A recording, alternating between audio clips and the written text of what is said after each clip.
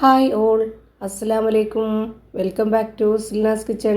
ഇന്നത്തെ റെസിപ്പി ഭയങ്കര സിമ്പിളായിട്ടുള്ള നല്ല ടേസ്റ്റി ആയിട്ടുള്ള ഒരു അടിപൊളി ഈവനിങ് സ്നാക്സിൻ്റെ റെസിപ്പിയാണ്. കുട്ടികൾക്കും വലിയവർക്കൊക്കെ ഒരുപാട് ഇഷ്ടമാവുന്ന നല്ലൊരു ഐറ്റമാണ്. അപ്പോൾ ഇതെങ്ങനെയാണ് തയ്യാറാക്കുന്നതെന്ന് അറിയാനായിട്ട് വീഡിയോ സ്കിപ്പ് ചെയ്യാതെ മുഴുവനായിട്ടൊന്ന് കണ്ടു നോക്കണേ. റെസിപ്പിയിലോട്ട് കിടക്കുന്നതിന് മുമ്പായി സിൽനാസ് കിച്ചൺ ചാനൽ ആദ്യമായിട്ട് കാണുന്നവരാണെങ്കിൽ പ്ലീസ് ഒന്ന് സബ്സ്ക്രൈബ് ചെയ്തേക്കണേ. ഒപ്പം തന്നെ ഈ വീഡിയോസ് നിങ്ങൾക്ക് ഇഷ്ടപ്പെടുകയാണെങ്കിൽ ഒരു ലൈക്ക് ചെയ്ത് ഷെയർ ചെയ്ത് സപ്പോർട്ട് ചെയ്യാനും മറക്കരുത്.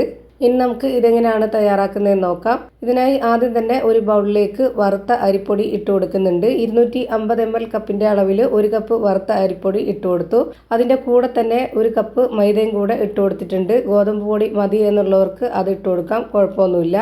ഇനി അടുത്തതായിട്ട് ചെറിയൊരു മിക്സിയുടെ ജാർ എടുത്തിട്ട് അതിലേക്ക് ഒരു 1/2 കപ്പ് അളവിൽ ചോറിട്ട് കൊടുക്കുന്നുണ്ട്. ബാക്കി വന്ന ചോറോ ചൂട് ചോറോ ഏതായിരുന്നാലും കുഴപ്പമില്ല. പിന്നെ ഒരു 1/4 കപ്പ് അളവിൽ ചെറിയ പുളിയുള്ള നല്ല കട്ടിയായിട്ടുള്ള തൈര് ഒഴിച്ചു കൊടുക്കുന്നുണ്ട്.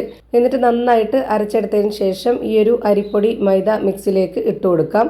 ഈ ഒരു ജാറിലുള്ളത് ഇതുപോലെ കൈ വെച്ചിട്ട് തുടച്ച് ഇട്ട് കൊടുക്കുന്നുണ്ട്. വെള്ളം ഒഴിച്ചിട്ട് ഇട്ട് കൊടുക്കരുത്, അപ്പോൾ അതിൻ്റെ പരുവം തെറ്റും. ഇനി നമുക്കിതിലേക്ക് ഒരു സവോള ചെറുതായിട്ട് കട്ട് ചെയ്തിട്ട് അത് ഇതിലേക്ക് ഇട്ട് കൊടുക്കാം.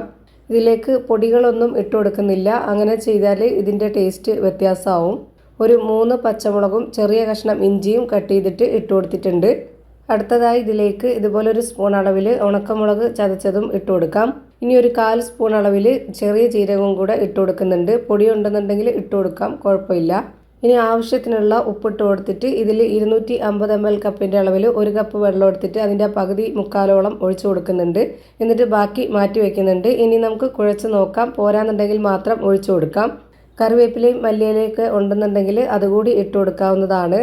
ഇപ്പോൾ ഇതിൽ വെള്ളം പോരാതെ വന്നിട്ടുണ്ട്, ബാക്കിയുള്ള ആ വെള്ളം കൂടെ ഒഴിച്ചു കൊടുക്കാവുന്നതാണ്. ഇപ്പോൾ 250 ml കപ്പിൻ്റെ അളവിൽ 1 കപ്പ് വെള്ളമാണ് ഒഴിച്ചു കൊടുത്തിട്ടുള്ളത്. ഇത് കറക്റ്റാണ്. ഈ ഒരു പലഹാരത്തിൻ്റെ പ്രത്യേക ടേസ്റ്റ് എന്ന് പറയുന്നത് ഇഞ്ചി, തൈര്, അതുപോലെ പച്ചമുളക്, ഇതിൻ്റെയൊക്കെ മണവും രുചിയാണ് മുന്തി നിൽക്കേണ്ടത്. അപ്പോൾ ഞാനിവിടെ നന്നായിട്ട് ഇതുപോലെ യോജിപ്പിച്ചെടുത്തിട്ടുണ്ട്. ഇതാണ് ഇതിൻ്റെ കറക്റ്റ് പരുവം. ഇനി നമുക്ക് നമ്മുടെ ഇഷ്ടമുള്ള ഷേപ്പിൽ വലിപ്പത്തിലൊക്കെ എടുത്ത് എണ്ണയിലേക്ക് ഇട്ട് കൊടുക്കാവുന്നതാണ്. ഞാനിപ്പോൾ ഇതുപോലെ നമ്മുടെ കൈയൊന്ന് വെള്ളത്തിൽ മുക്കിയെടുത്തതിന് ശേഷം ഇതിൽ നിന്ന് കുറച്ചായിട്ട് എടുത്തിട്ട് ഇതുപോലെ എണ്ണയിലേക്ക് ഇട്ട് കൊടുക്കുകയാണ് ചെയ്യുന്നത്. കയ്യിൽ ഒട്ടിപ്പിടിച്ചിട്ട് ഇത് എടുക്കാൻ പറ്റാത്ത പരുവാകുമ്പോൾ വീണ്ടും കൈയൊന്ന് വെള്ളത്തിൽ മുക്കിയെടുക്കുക. അങ്ങനെ നമുക്കിത് എടുക്കാവുന്നതാണ്. ഭയങ്കര സിമ്പിളാണ് ഇത് തയ്യാറാക്കി എടുക്കാനായിട്ട്. ഇനി നമുക്ക് സ്റ്റവിലേക്ക് ഒരു കടായി വെച്ച് കൊടുത്തിട്ട് അതിലേക്ക് കുറച്ച് ഓയിൽ ഒഴിച്ചു കൊടുക്കാം.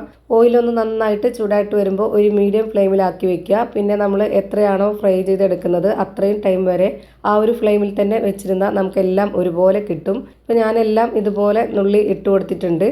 ഇതുപോലെ ചെറിയ പീസാക്കിയിട്ട് ഇട്ട് കൊടുക്കുകയാണെന്നുണ്ടെങ്കിൽ കാണാനും നല്ല ഭംഗിയുണ്ടാവും. അതുപോലെ അകമൊക്കെ പെട്ടെന്ന് വെന്ത് കിട്ടും.